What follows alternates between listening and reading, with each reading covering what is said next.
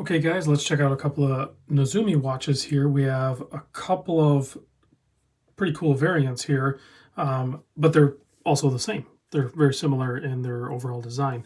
These are from the Voiture line.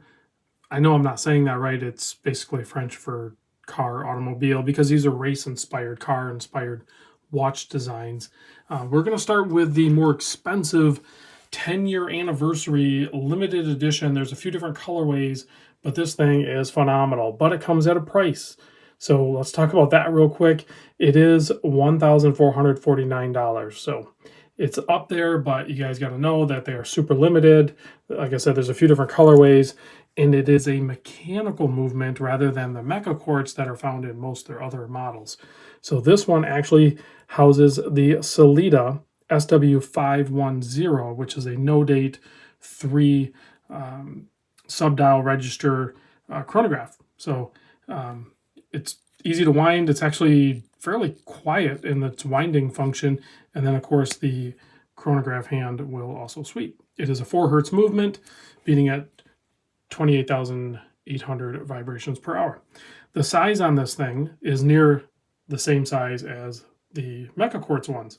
So you can go with a very special one like this, or you can go the more affordable route, which we'll cover in a moment.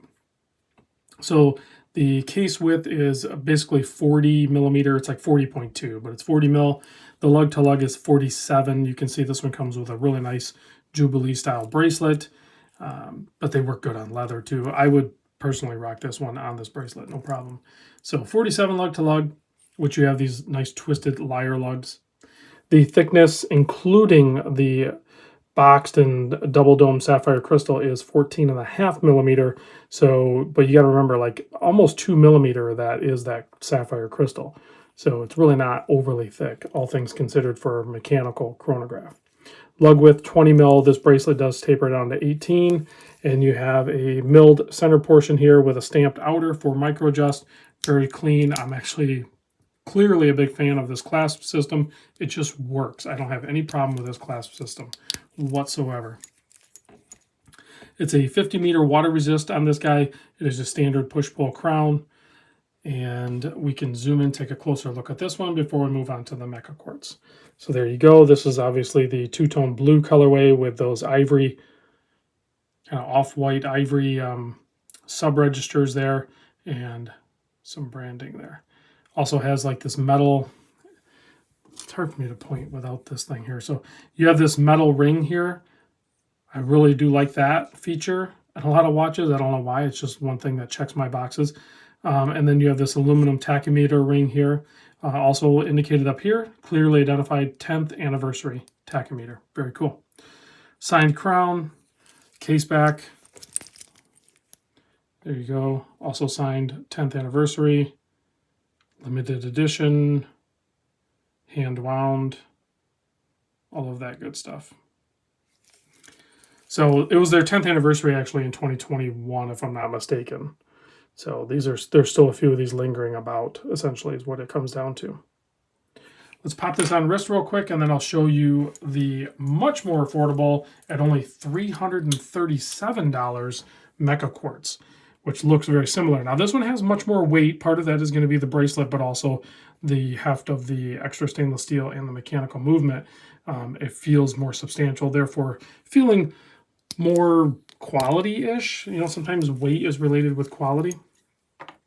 Okay, let's take a look at the Meca-Quartz, which this is going to be the models I think that are going to resonate with most people for this brand. You still get the Lyre lugs, you still get the 40 mil case, 47 lug to lug. Thickness is going to be reduced down to 12.9 millimeter. You still have that boxed and double domed crystal. 20 mil lug width here, so you can do whatever you want with your straps. Typically coming on these like rally race-inspired leather straps. I wore this today at work, and it was very comfortable on wrist. It has quick-release spring bars. You still have that nice case back there. Of course, I didn't clean this one up very good. These are assembled in Germany as well. So even though that one's using like Swiss movement, and I'm sure the parts come from all over the world, but they're actually finished assembled in Germany, including even these Meca-Quartz ones, which house the Seiko Japanese Meca-Quartz movement. The The only real big difference here is obviously between the price and the movement is the weight. So this one weighs a lot less. I didn't get the weights on it, but it's less. It's a lot less. So if we zoom in on this guy, there's some really good colorways with this one. And they're each labeled to, I forget which one this one is called, but nice off-white again with that almost like raccoon or a bandit kind of look to it, with the almost like a mask going across the, or a Zorro or whatever you want to call it. I guess Zorro's more romantic sounding than a raccoon, but nonetheless, very cool, fun watch at only $337. There's also, and I'll try to, well, I'll put a link in the description. There's another one they told me about that is currently out of stock, but will be replenished to 20, 25, 30 pieces, something like that. A pretty low number, but it's called the Norinder version, and that one's really cool looking, much more colorful, super limited edition. And that one's going to be $415. So check that one out. You're going to have to like fill out a, with an email and everything like that to get notified for it, for when it restocks. Another really cool thing for the metalheads out there, and I don't know if they'll ever do it again, but I did find an article saying that Nezumi did a limited edition Anthrax, the rock band, the heavy rock band Anthrax, limited edition model into watches. So it'd be kind of cool to see some more collabs in that fashion. I tried to get one of those Anthrax ones. I don't think they made very many. Oops, I kind of shot past the... so I'll have to reset that. You can fix that. But and then on this guy, mechanical, snaps right back. Very clean. All right, let's pop this one on wrist as we zoom back out. Very comfortable on this leather. Still breathes too. I know it's like in the middle of winter, so I don't have to worry about sweat too much. It's pretty cold outside, but there you go. That's what that looks like. Loom, nothing to write home about on the loom. It's C1 loom. So, but with chronographs, often that's the case. You're not really expecting a ton of luminous on there. It's not like a diver or anything like that. Let's kill the lights. If I can reach the switch, there we go. Looks like a little bit more loom on the limited edition, which is a pretty good deal, really. Pretty decent amount of loom. So a little more reduced loom on the Meca-Quartz on the left.